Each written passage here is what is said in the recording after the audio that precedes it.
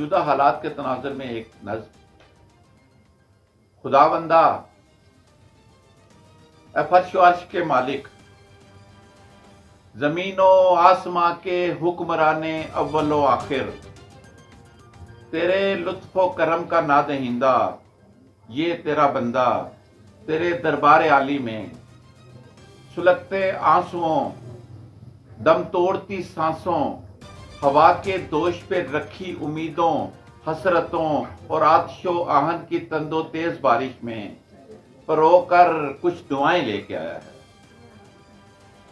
दुआएं जो मेरे यकबस्ता होंठों पर कई सदियों कई करनों से लर्ज़ा हैं, जिन्हें तेरे सिवा कोई नहीं सुनता।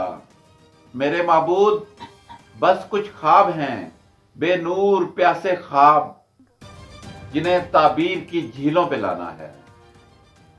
मेरे माबूद बस कुछ जख्म हैं, कुछ जख्म जिनको अब सरे महजर से जाना है। मेरे माबूद मैं इस जब्र का हारा हुआ, तन्हाई का मारा हुआ, तेरी मोहब्बत का अमी शायर दस्त बस्ता तुझसे कहता हूं कि अब इस जुल्म की बेअंत शब को मुख्तसर कर दे। मेरे बिखरे हुए, बिछड़े हुए, बिखरे हुए लोगों को फिर शीरो शकर कर दे। फिर अपनी रहमतों से ढांप ले यारब मेरे मकबूल शहरों को, मेरे मजबूर शहरों को, मेरे बेनूर शहरों को, मेरे बेनूर शहरों को।